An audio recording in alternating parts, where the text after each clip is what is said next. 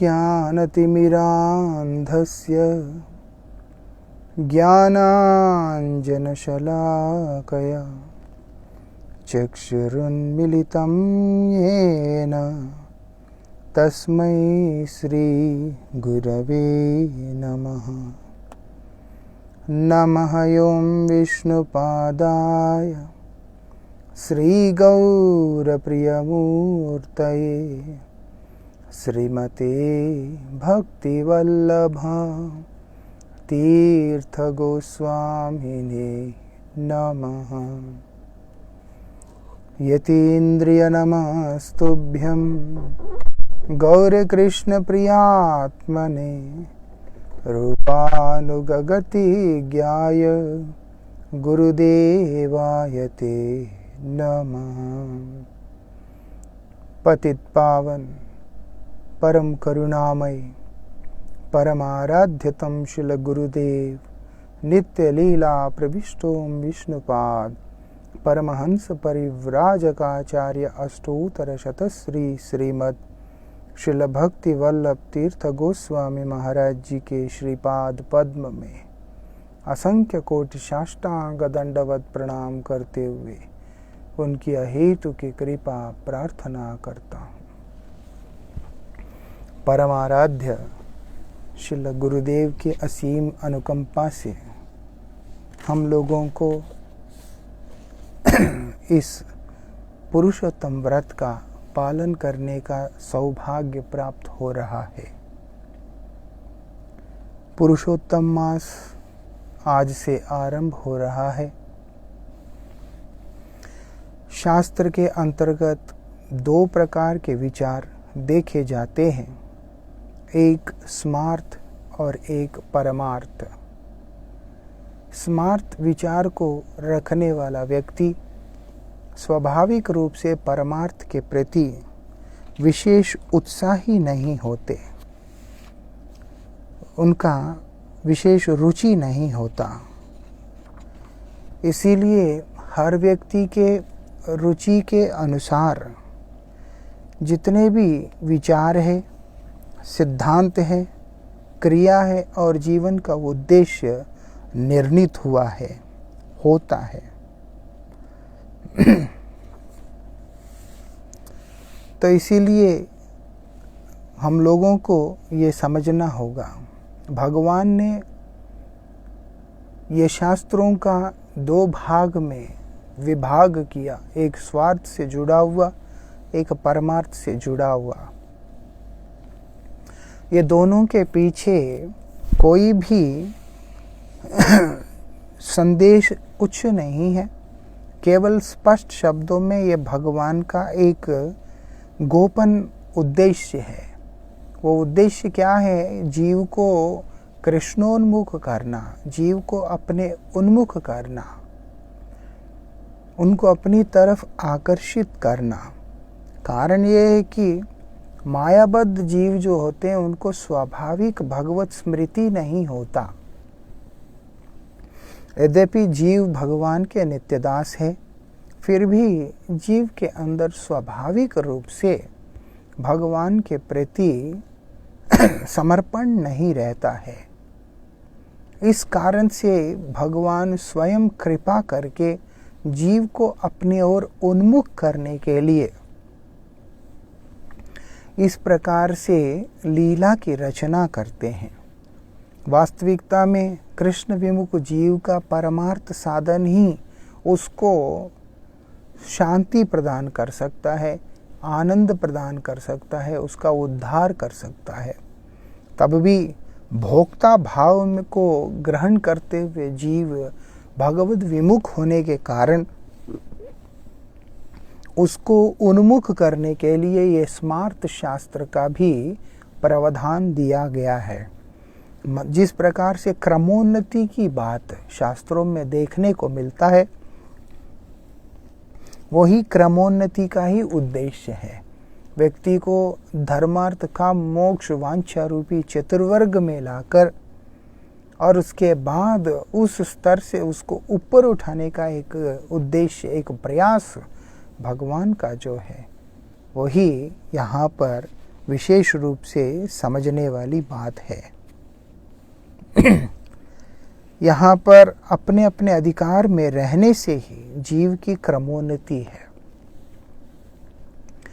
अपने अधिकार से क्षेत्र से बाहर जाकर कोई कार्य जीव करने के लिए तत्पर होता है तो वास्तविकता में उसमें उसकी उन्नति लाभ नहीं हो सकता, उसको किसी भी प्रकार का उन्नति नहीं हो सकता। उसको अपने अधिकार क्षेत्र में रहकर वहां से उसको ऊपर उठना पड़ता है। इसलिए बोला अधिकार क्षेत्र से च्युत होने से आदमी क्या है, पतित हो जाता है।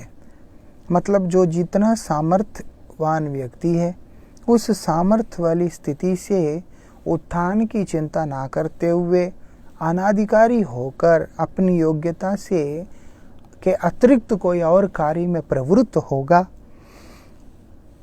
तो निश्चित रूप से उसका पतन होगा। बोलते व्यक्ति अपने अपने योग्यता के अनुसार, अपने अपने कर्म के अनुसार वो दो प्रकार के अधिकार लाभ करते हैं। एक क्या है, कर्माधिकार, एक भक्ति अधिकार। ये दो प्रकार के अधिकार होते हैं। जब व्यक्ति कर्माधिकार में रहता है तब उसके लिए स्मार्थ जो पथ है वो श्रेष्ठ है। जब व्यक्ति भक्ति अधिकार में होता है तो उसके लिए भगवान के प्रति एकांतिक भक्ति साधन जो है वही श्रेष्ठ माना गया है। ये उसकी विशेषता है। अभी आत्मेंद्रिय प्रीति को लेकर के कार्य सक्रिय रहने वाले जितने भी व्यक्ति होते हैं वो सब कर्माधिकारी होते हैं। और कर्माधिकारी व्यक्ति नैमित्तिक धर्म के अनुसार ही कार्य को करता है, इसीलिए उसकी रुचि धर्मार्थ काम में ही रहता है। इसके आगे उसका रुचि होता नहीं। धर्मार्थ काम मोक्ष, इसी दृष्टि से उसका सारे कार्य रहता है। लेकिन जो व्यक्ति भगवद इंद्रिय प्रीति विधान के उद्देश्य से कार्य को करता है, मतलब भक्ति अधिकारी, जहाँ पर स्वसुख वांछा से रहित होकर कृष्ण सुख वांछा का उद्देश्य को लेकर के चलने वाला एक उत्तम साधक जो होता है, वो क्या करता है, वो भक्ति के अधिकार को प्राप्त करता है, उसमें प्रवेश करता है। तब उसकी क्या होता है, पारमार्थिक पथ में स्वाभाविक रुचि उत्पन्न हो जाती है। पारमार्थिक पथ मतलब है आत्मकल्याण का मार्ग। आत्मकल्याण का मार्ग जो है स्थूल और सूक्ष्म विचार से परे परमहंसों का जो पथ है, वो पथ है, वो मार्ग है, उसके ऊपर उनका रुचि उत्पन्न होता है। इसलिए उसकी वांछा, उस तरह का जो व्यक्ति है उसकी वांछा, उसकी चाहत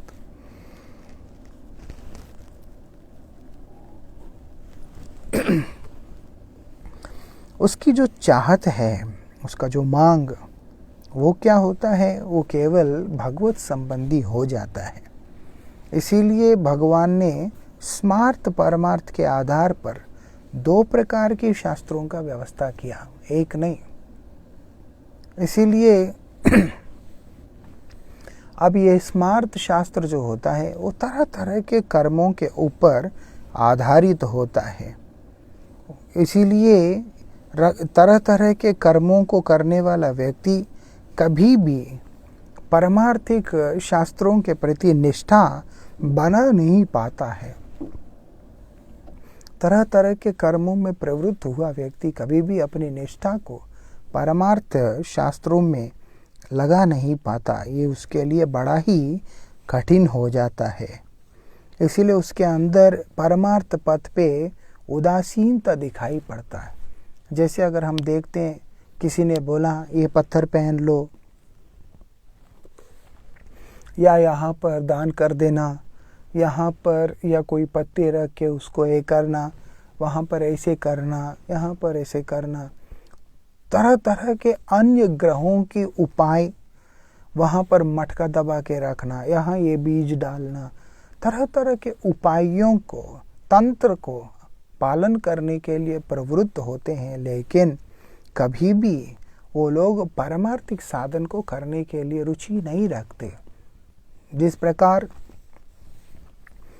महादेव जी के ऊपर चढ़ाने के लिए बहुत सारे लोग श्रावण मास के अंदर कावड़ यात्रा करते हैं और इतनी दूर दूर पैदल चलकर कितना कष्ट करके गंगा जल इत्यादि को लेके आते हैं, और उसके बाद कई ऐसे व्यक्ति होते हैं जैसे दक्षिण भारत के अंदर देखने में आता है, माता का व्रत करने वाला व्यक्ति वो सूली लगाना, आग के ऊपर चलने जैसे कठिन से कठिन कार्यों को भी बड़े ही उत्साह के साथ करने लगते हैं, इसी आशा से कि उनका कुछ न कुछ जो भी मन के अंदर अभीष्ट है वो सिद्ध हो सके।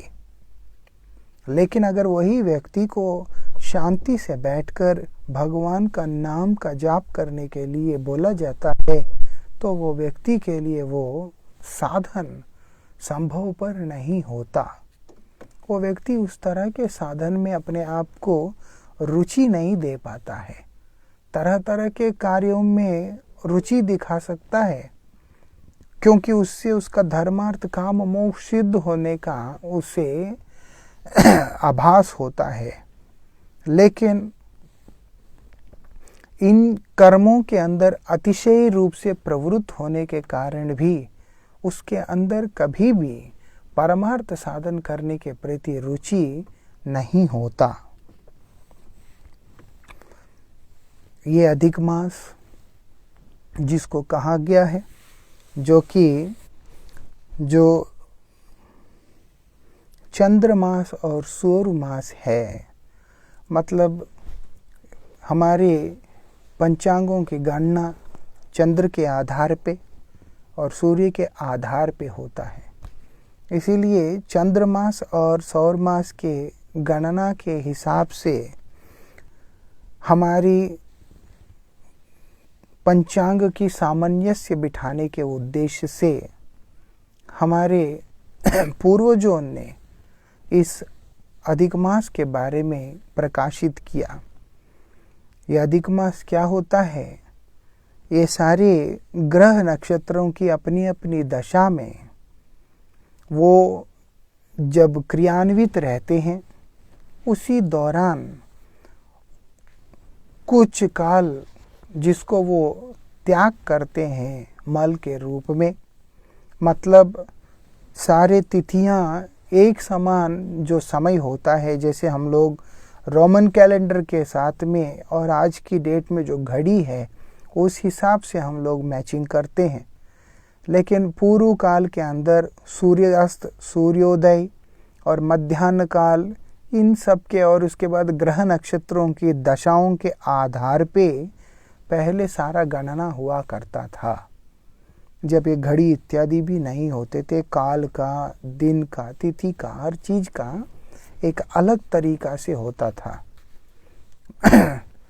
तो जो हो उस समय जो तिथियां मल के रूप में, मतलब जिस समय को स्पर्श नहीं करते, त्याग कर देते हैं, वो सारा समय 2 साल 8 महीना 16 दिन 4 घंटे को इकट्ठे होकर 1 मास का रूप ले लेता है।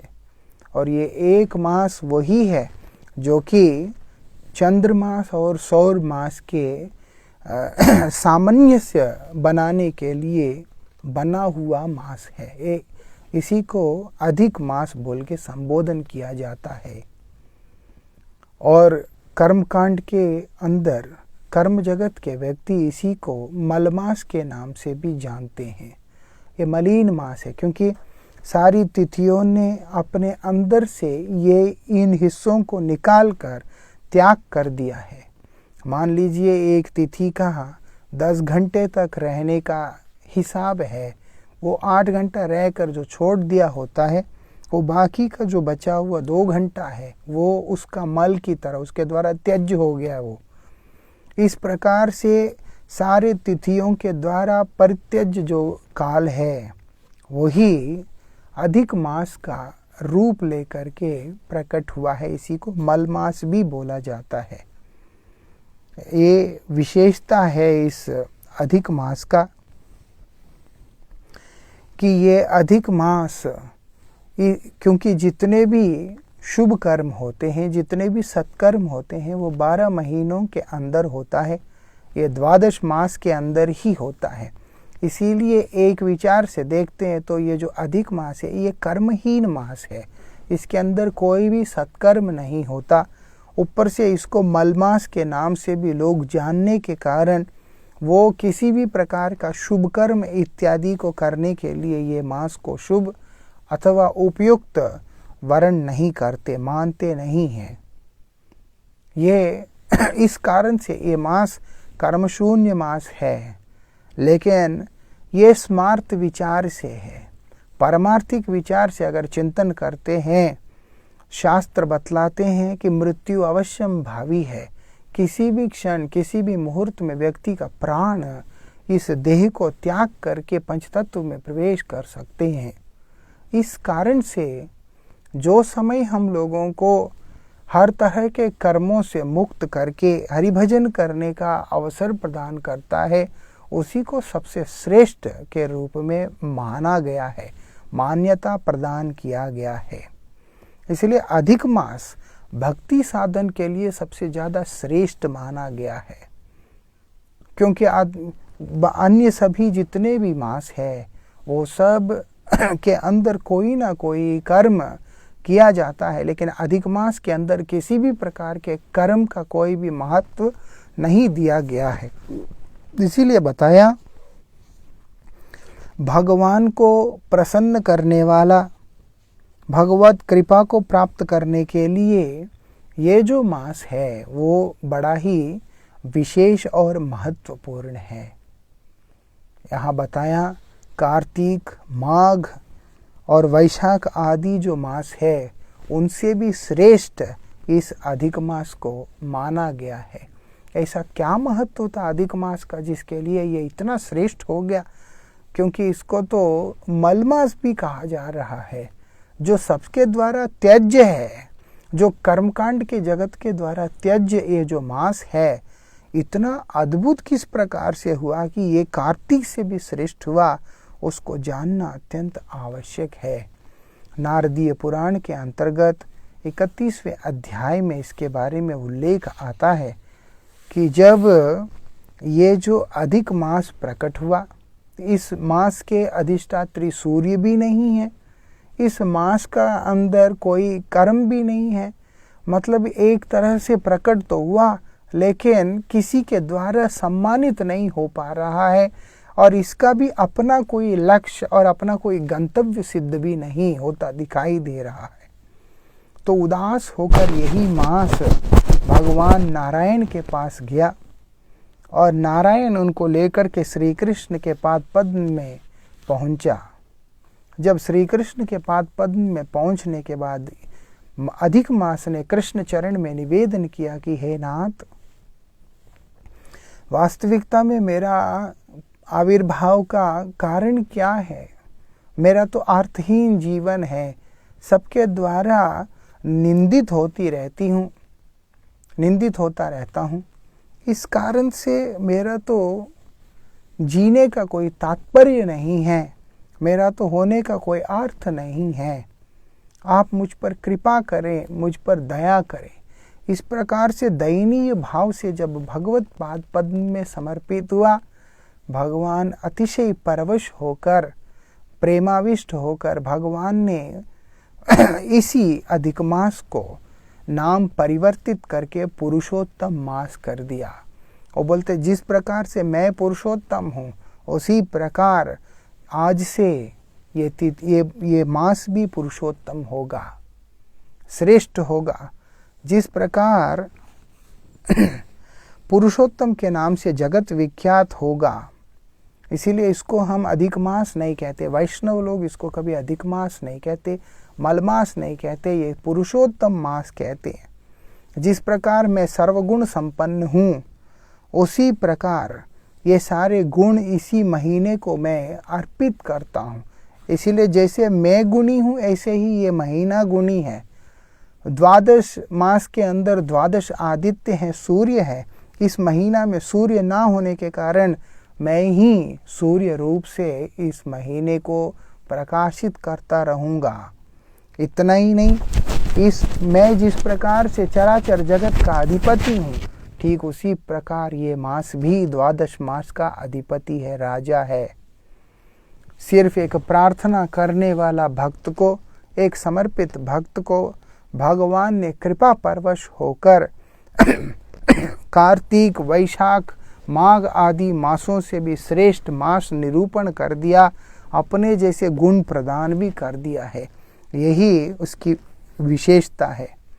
और क्या है, ये जो महीना है ये जगत वंदनीय होगा, परम पूजनीय भी होगा। और क्या बोलते हैं भगवान स्वयं बोल रहे हैं, बाकी जितने भी मास है वो सब सकाम है, तो कर्म करते हैं तो उसका प्रतिफल की आशा भी किया जाता है। लेकिन ये पुरुषोत्तम मास निष्काम है, इसमें ऐसी कोई वो नहीं है। बोलते हैं जिसके अंदर समस्त कामनाएं हैं, या जो कोई भी निष्काम व्यक्ति क्यों ना हो, इस मास का यथोचित रूप से इस मास के अंदर भगवद आराधना करने पर, भगवान को प्रसन्न करने का प्रयास करने पर, भक्ति साधना को करने पर, वो समस्त कर्मों से और जितने भी संचित आदि कर्म हैं उन सब से भी निवृत्त होकर हरिपाद पद्म को प्राप्त कर लेता है। उसके जितने भी पूर्वकृत कर्म फलों के जो दोष होते हैं वो सब भस्म होकर उसको हरिपाद पद्म का प्राप्ति हो जाता है। भगवान बोलते हैं मेरे अपने निजपाद पद्म है, उसको प्राप्त कर लेता है।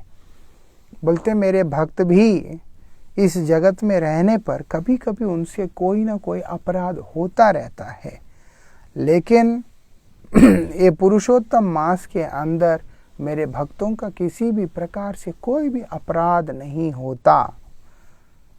बोलते हैं जो महामूर्ख इस अधिक मास के अंदर, इस पुरुषोत्तम मास में जप दानादि को त्याग कर, सत्कर्म को छोड़कर, स्नान से रहित होकर, तीर्थ आदि दर्शन से वंचित रहकर, ब्राह्मणों के प्रति, वैष्णवों के प्रति विद्वेष का भाव रखता है, वो स्वप्न में भी थोड़ा सा भी सुख को कभी भी अनुभव नहीं कर सकता है। ये चीज अच्छी तरह से समझना होगा। जो पुरुषोत्तम मास के अंदर मेरा अर्चन करता है, वो लोग धन से, पुत्र पौत्र आदि से संपन्न होकर दीर्घ काल तक इस जगत के अंदर व्यतीत करने के बाद इस जगत से मुक्त होकर हरिपाद पद्म में गोलोक धाम में वासत्व को प्राप्त कर लेते हैं। ऐसी विशेषता इस पुरुषोत्तम मास का है। इसीलिए बोला ये पुरुषोत्तम मास का जो व्रत है, पालन, वो भक्ति के लिए विशेष रूप से अनुकूल है। 3 तरह के व्यक्ति होते हैं, स्वानिष्ठ व्यक्ति होते हैं, परानिष्ठ व्यक्ति होते हैं, निरपेक्ष व्यक्ति होते हैं। स्वानिष्ठ व्यक्ति वो है, साधक वो है जो लोग धार्मिक तो होते हैं लेकिन साधु गुरु वैष्णवों का आश्रय लिया हुआ नहीं होता है। दूसरे होते हैं परानिष्ठ, जो कि गुरुपदाश्रय करके गुरुदेव के द्वारा बताई गई नियम निर्देशों का पालन करते हुए साधना को करते हैं। तीसरा श्रेणी का व्यक्ति वो होता है जो कि निरपेक्ष है, जो गृह त्याग करके विरक्ति का मार्ग लेकर, वैराग्य का मार्ग लेकर अपने परमार्थ साधन के अंदर गुरुदेव के द्वारा प्रदत्त उपदेशों का अंतर्निहित तत्व को समझकर उसके अनुरूप आचरण करते हुए साधन करता है। इसीलिए अब बोलते हैं हर तरह के श्रेणी के जो व्यक्ति है उन सब के लिए पालनीय जो व्रत है वो क्या है, वो ये पुरुषोत्तम व्रत है, पुरुषोत्तम मास का व्रत है। द्रौपदी को यही पुरुषोत्तम मास का व्रत के विषय में पूर्व काल के अंदर किसने समझाया था? दुर्वासा मुनि ने समझाया, लेकिन द्रौपदी ने इस पुरुषोत्तम व्रत के बारे में विशेष ध्यान नहीं दिया, अनादर किया। इसी के चलते अगले जन्म में उनको द्रौपदी का रूप में जन्म लेना पड़ा। 5 पतियों का भार्या भी बनना पड़ा। और इतना ही नहीं, अनेक प्रकार के कष्ट भी उनको सहने पड़े। इसलिए भगवान श्री कृष्ण के द्वारा जब उनको ये उपदेश दिया गया है, पांडवों को और माता द्रौपदी को, श्री कृष्ण के निर्देश में उन्होंने इस पुरुषोत्तम व्रत का पालन करके अपने आप को हर तरह के दुख से मुक्त करके, हर तरह के दुखों से मुक्त किया और निष्कंटक राज्य को उन्होंने प्राप्त भी किया। इसलिए ये व्रत करना अत्यंत आवश्यक माना गया है। पुरुषोत्तम व्रत के अंदर बड़े ही सुंदर नियम बतलाए गए हैं, लेकिन हम लोगों के लिए कार्तिक व्रत जिस प्रकार से हम पालन करते हैं, उसी प्रकार से इस व्रत को पालन करने पर सब कुछ संपन्न हो जाएगा। जैसे कार्तिक व्रत को पालन करते हैं, उसी प्रकार से इसको करना है। जो कार्तिक व्रत के अंदर भोजन करना निषेध है, उन चीज़ों को इस व्रत के अंदर भोजन ग्रहण करना निषेध है। ये ना करते हुए साधना करना होता है। जैसे हमारे श्री चैतन्य महाप्रभु ने बतलाया, परमाराध्य श्री गुरुदेव के श्रीमुख से सुनते हैं, भगवान जगन्नाथ का एक नाम पुरुषोत्तम है। भगवान जगन्नाथ जी का धाम है, उसको पुरुषोत्तम धाम कहते हैं। इसीलिए विशेष रूप से जो पुरुषोत्तम स्वरूप भगवान जगन्नाथ जी को स्मरण करते हुए प्रतिनित्य जगन्नाथ अष्टकम का पाठ करने का नियम है। इसके अलावा भी श्री चौराग्रगण्य पुरुषाष्टकम, जहाँ पर स्तव रचित हुआ है, जो कि किसी किसी के मतानुसार वल्लभाचार्य जी के द्वारा रचित है, किसी किसी के मतानुसार बिल्वमंगल ठाकुर के द्वारा रचित है। जो हो, पुरुषोत्तम व्रत के अंदर चौराग्रगण्य पुरुषाष्टकम को और जगन्नाथ अष्टकम को प्रतिनित्य पाठ करने का नियम है। और साथ ही ब्रह्मा जी के द्वारा जो भगवान का किया गया जो स्तुति दशम स्कंद के 14 अध्याय में है, ब्रह्म मोहन लीला जिस समय हुआ था, ब्रह्मा भगवान के उस दिव्य लीला को देखकर मोहित हुए थे। उस मोहित अवस्था के अंदर उनसे जो अपराध हुआ, उसके प्रायश्चित में उन्होंने भगवत पाद पद्म में जिस स्तुति का उन्होंने कीर्तन किया, वहाँ पर उसका पाठ करने का भी विशेष रूप से नियम है।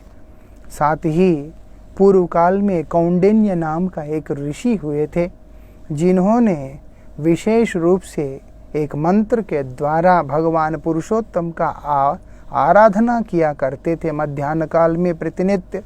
तो इसीलिए उसी मंत्र का भी अगर हम प्रतिनित्य मध्याह्न काल में जाप कर सकते हैं तो अत्यंत उत्तम होगा। गोवर्धन धरम वंदे गोपालम गोपरूपिणम गोकुलोत्सवमीशानम गोविंदम गोपिका प्रियम, ये मंत्र है। अगर मध्याह्न काल में संभव पर ना हो, स्मरण ना रहे, तो इसको प्रातःकालीन संध्या के समय और सायंकालीन संध्या के समय भी इसका ध्यान किया जा सकता है। इस मंत्र का भी जाप करना बहुत उत्तम होगा। इस प्रकार से साधना एक नियम बनाकर, एक संख्या पूर्वक नाम को नियम बनाकर उस संख्या का अनुसार जाप करना, ये स्तुतियाँ करना, ये मंत्र जाप करना, ब्रह्मस्तुति का पाठ इत्यादि करने से हमारा पुरुषोत्तम व्रत का पालन सुंदर रूप से होगा। और साथ ही विशेष रूप से ध्यान देने वाली बात यह है, व्रत के दौरान अपना जो समय है वो मुख्य रूप से हरि स्मरण और हरि सेवा में ही लगे। इस चीज़ का ध्यान रखने से हमारा परम मंगल होगा, क्योंकि ये कर्म शून्य मास है। यहाँ पर हम अनावश्यक कर्मों में प्रवृत्त होने का कोई अर्थ नहीं होता, क्योंकि प्राण कभी भी चले जा सकते हैं। इसीलिए हम लोग अगर ये महीने के अंदर विशेष रूप से गुरु वैष्णव भगवान का स्मरण करते हैं तो भगवान पुरुषोत्तम देव की कृपा से, भगवान श्री कृष्ण चंद्र की कृपा से हम लोग इस संसार के बंधन से मुक्त होकर भगवत धाम को प्राप्त कर सकेंगे। आहार में सबको पता ही है वैष्णव लोग किस तरीके से भोजन इत्यादि करते हैं।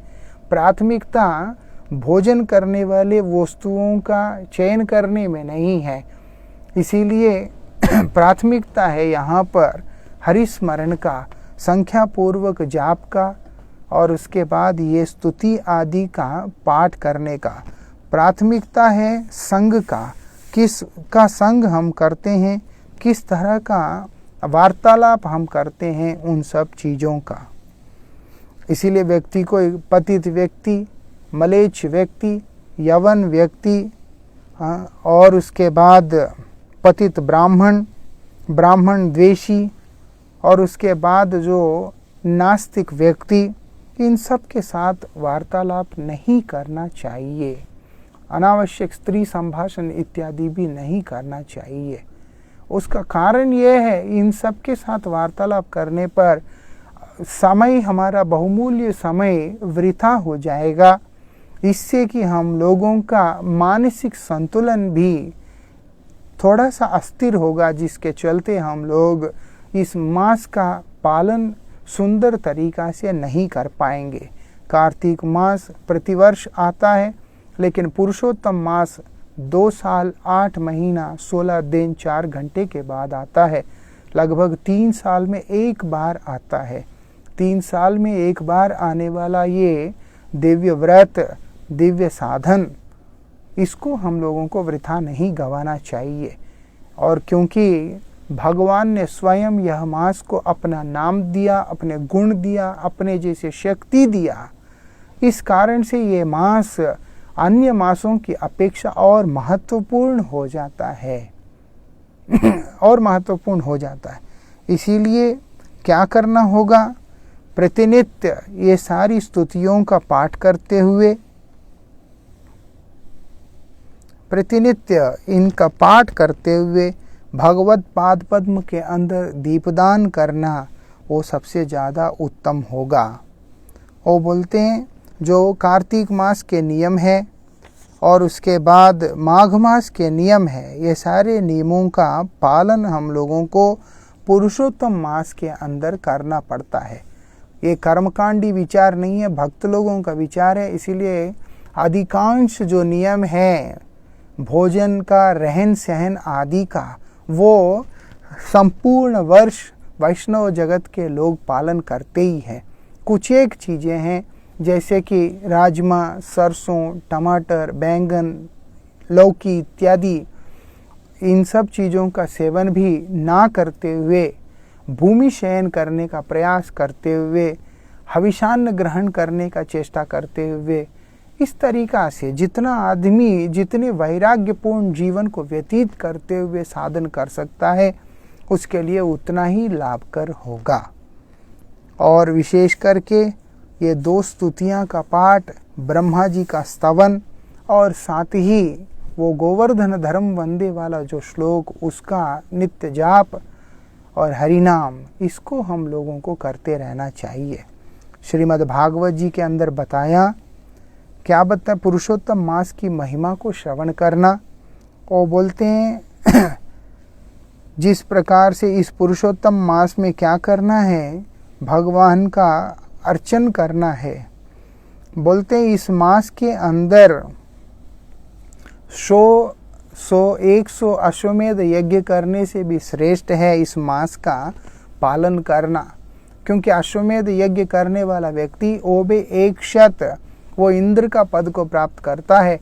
लेकिन अगर भगवान का अर्चन करने वाला अर्चनकारी जो भक्त होता है, वो व्यक्ति इस संसार के बंधन से मुक्त होकर हरिपाद पद्म को प्राप्त कर लेता है। इसीलिए यही सबसे ज़्यादा श्रेष्ठ है, ऐसा श्रीमद् भागवत जी के अंदर बतलाया जा रहा है। यहाँ पर ये भी बताया जा रहा है, बोलते हैं दीपदान भी विशेष रूप से हम लोगों को करना कर्तव्य है। वो बोलते हैं सामर्थ्य होने पर घी का दीपक, नहीं तो तिल का तेल का दीपक, प्रज्वलित करने का नियम है। जिसके पास धनराशि है वो घी का दीप जलाए, ना होने पर घी भी गाय का ही हो। लोग भैंस का भी घी इस्तेमाल करते हैं। अगर भैंस का इस्तेमाल करना है तो तिल का तेल ही इस्तेमाल करना अच्छा होगा। गाय का घी अथवा तिल का तेल के द्वारा दीप दान करने का नियम है। क्या बोलते हैं?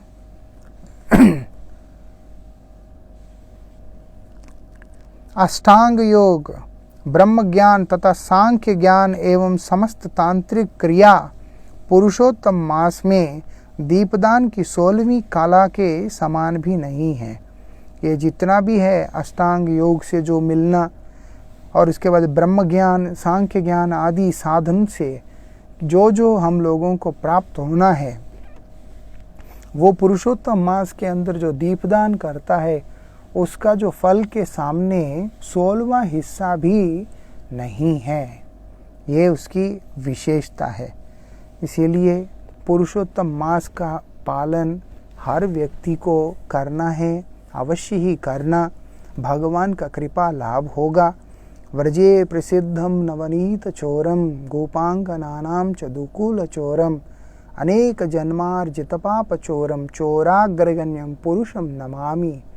हे चोरों में अग्रगण्य, हे नाथ आप एक चोर है और आप जो चोर है उनमें से सबसे श्रेष्ठतम चोर होने के कारण आपको मैं नमन करता हूँ। भगवान की ये प्रत्यक्ष रूप से भगवान की महिमा का कीर्तन करना, देखने में तो परोक्ष भाव दिखता है लेकिन भक्त का हृदय का प्रेम इसके अंदर दिखाई पड़ता है। इसीलिए भक्त भगवान से अंत में कहता है कि हे प्रभु आप चोर हैं, चोर को तो कारागार में रखना है, इसीलिए आप मेरे हृदय रूपी कारागार के अंदर वास करें और मैं अपने भक्ति के बंधन से आपको बांध करके रख दूंगा और मैं आपको बता दूं अनंत काल के लिए आप मेरे हृदय से बाहर नहीं निकल पाएंगे। ये एक प्रार्थना है भगवान के चरणों में कि प्रभु आप मेरे हृदय में वास करें। नाति दीर्घेन कालेन भगवान विशते हृदय, दीर्घ काल ना लगाकर भगवान कृपा परवश होकर जीव के हृदय में जाकर के स्थित हो जाते हैं। भगवान के प्रति प्रेम उदित हो और भगवान को प्राप्त करके अपने हृदय में वास कराने की इच्छा जागृत हो, इस प्रकार के उद्देश्य से इस स्तुति का पाठ किया जाता है। इसीलिए इस स्तुति का पाठ करना है। भक्ति सिर्फ खाने पीने के ही नियमों के ऊपर निर्भर नहीं करता है, वो अनुषंगिक रूप से हमें सहायता करते हैं। क्योंकि अक्सर देखा जाता है कोई भी व्रत आता है तो लोग क्या खाने क्या ना खाएं, क्या खाएं, यही चीज को लेके रह जाते हैं। ये तो एक अनुषंगिक क्रिया है, लेकिन सबसे ज़्यादा मुख्य जो हमें पालन करना है वो है संख्या पूर्वक नाम। इतनी संख्या हरिनाम करना ही करना है और ये स्तुति पाठ करना ही करना है, वो मंत्र जाप करना ही करना है, ब्रह्म स्तुति का कथा श्रवण करना ही करना है अथवा पारायण करना ही करना है। ये सबसे ज़्यादा मुख्य है। वैराग्य के साथ में ये मास को व्यतीत करना है। कोशिश करना है भूमि शयन करने का। जिसका शरीर ठीक नहीं रहता है वो लोग अस्थिर होने की आवश्यकता नहीं है, वो लोग बिस्तर पे ही सो सकते हैं, लेकिन इस भाव से कि मैं भूमि पे ही शयन कर रहा हूँ। किसी का कमर दर्द होता है, कुछ होता है, वो लोग भावुक होकर जमीन में सोने का चेष्टा ना करें। भावना ये रखे कि मैं वैराग्य के साथ में रह रहा हूँ और जितना अधिक से अधिक नियमों का पालन किया जा सकता है उनका नियमों को पालन करते हुए हरिभजन करें। भगवान का कृपा, गुरुदेव का कृपा, परंपरा का कृपा प्राप्त होगा। जय राधे श्याम। हरे कृष्णा।